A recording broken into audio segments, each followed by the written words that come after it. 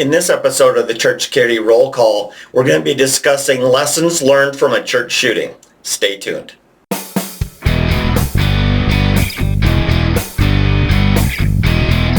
Hi, this is Chris with Sheepdog Church Security, and this is your Church Security Roll Call.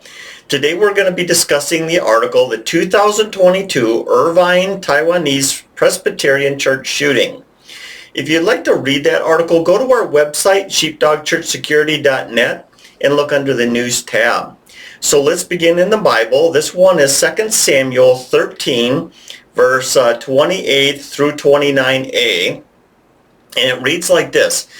Now Absalom had commanded his servants, saying, Mark ye now when Amnon's heart is merry with wine, and when I say unto you, smite Amnon, then kill him. Fear not. Have I not commanded you?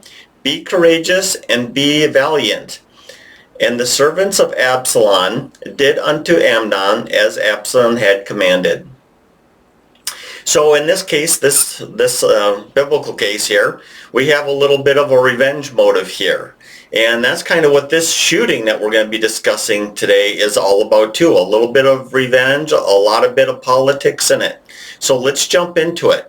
So on Sunday morning, May 15th, 2022, the Irvine Taiwanese Presbyterian Church, which meets in the Geneva Presbyterian Church in nearby Laguna Woods, California, had two visitors.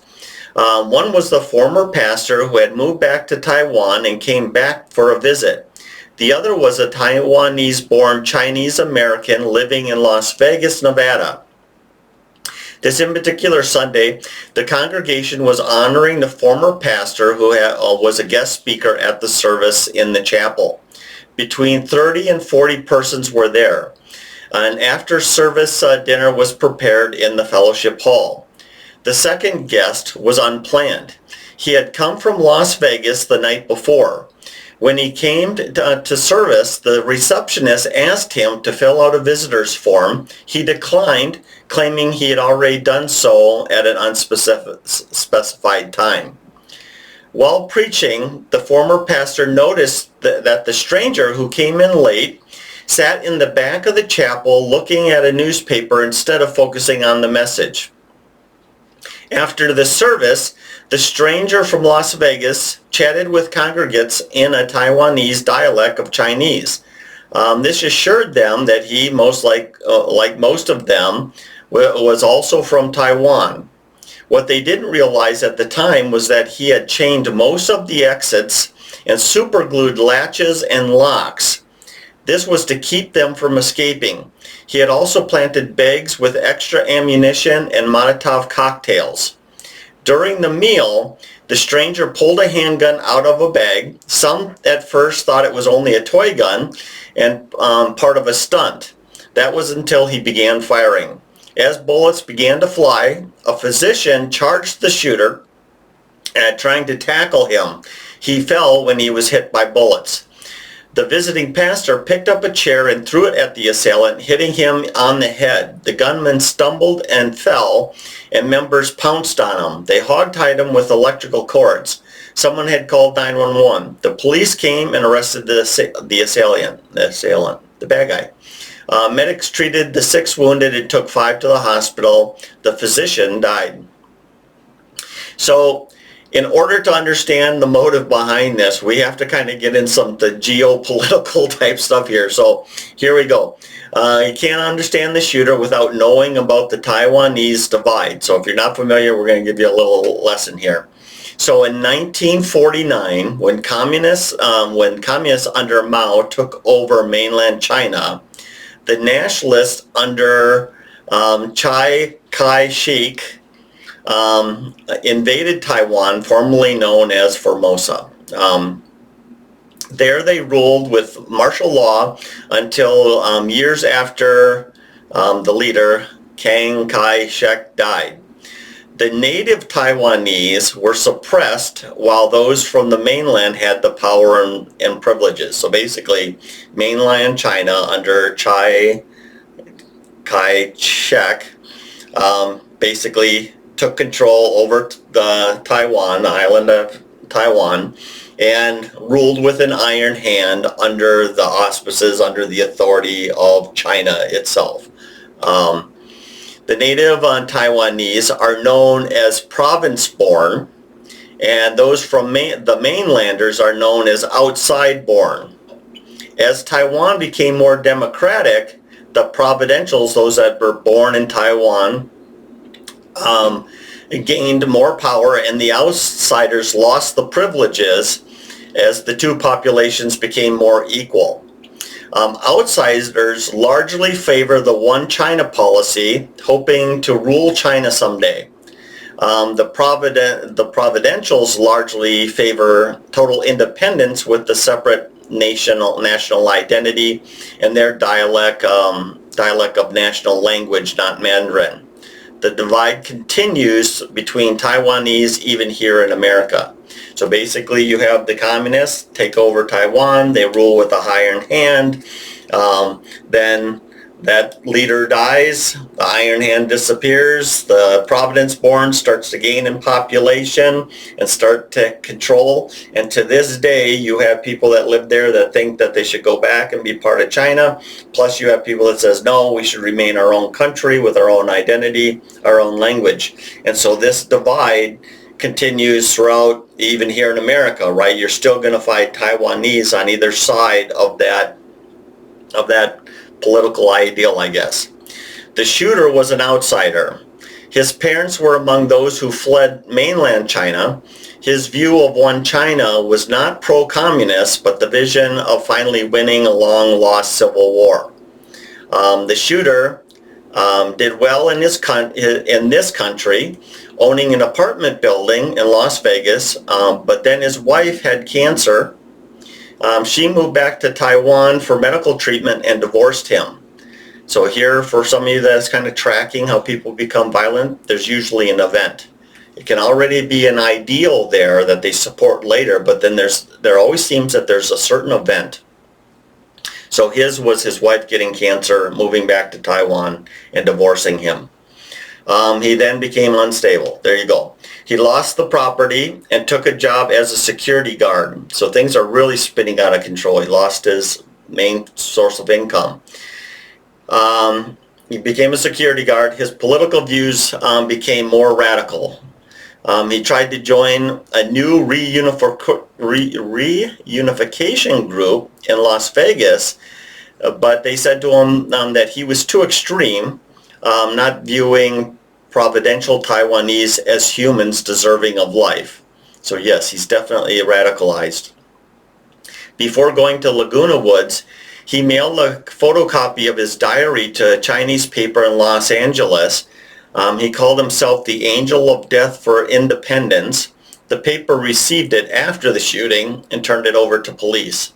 The Irvine congregation was targeted because its members were pro-independence. He also knew about their former pastor visiting, and the attack was meticulously planned. I mean, if you think about that, he had Molotov cocktails, he chained doors shut, he used super glue on locks and levers to kind of try to keep them in. Yes, he definitely extra ammo, all that kind of stuff. What followed, the physician was the only fatality. He's known as a hero because of his, he charged the disruptor and disrupted the shooting, allowing more time to counterattack. The other 5 wounded persons recovered. The shooter was charged with murder in Orange County. He was also indicted on 98 charges by a federal grand jury, many for civil rights violations. Both federal and state charges could possibly bring death penalty. However, California has a moratorium on the death penalty. The alleged shooter has pleaded not guilty to the charges. He is hard of hearing. Also, he has to listen through an interpreter. At the time of this writing, he has not gone to trial.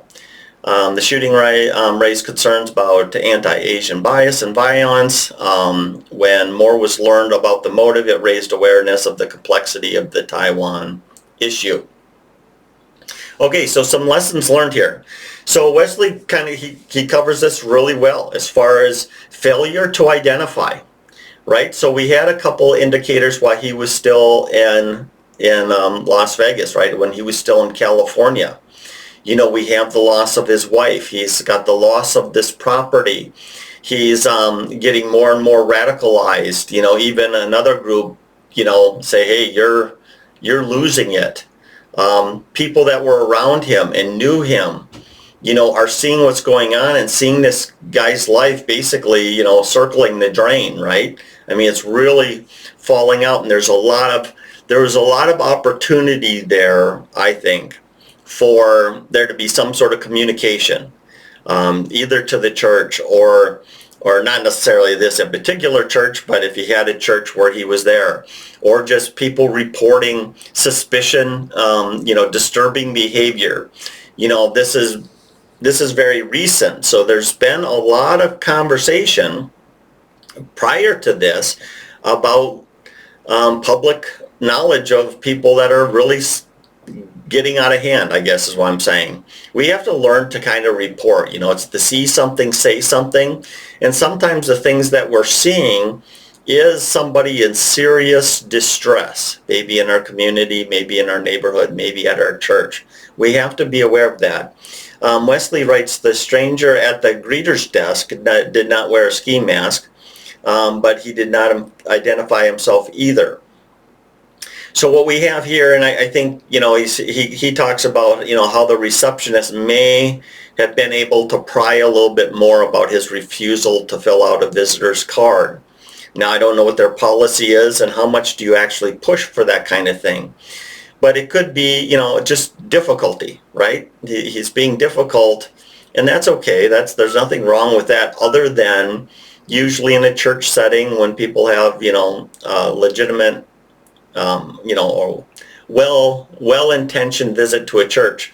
There's usually not this kind of resistance. As far as we know, they didn't have a safety team. But, this would be an opportunity for someone at the welcome desk or a door greeter or something like that sees this person, they seem new, they seem a little bit out of character, or they seem a little bit, gruff with them. This is something that we want to teach them to then notify the safety team. So we can make contact with this person. Hey, they might be new, weren't super friendly, didn't seem right, that kind of deal. Next one that Wesley brings up is the extra baggage. This is a really good point. Once again, probably didn't have a safety team, but he's bringing in bags full of Molotov cocktails, so he smells like gasoline. These bags are being placed around, around the building.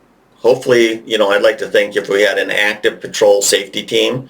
And what I mean by that is we're not all in the congregation. We actually have people in the lobby patrolling the hallways and the stairwells and the parking lot and the exterior. I'd like to think we'd notice some guy that's unloading bags from his car and dragging them in and, strategically placing them around the church. The other thing is, of course, now he's chaining doors. I'd like to think we'd notice that. And then using super glue for locks and latches, hopefully if we had a patrol, we'd be catching some of this stuff, which kind of brings something just kind of random.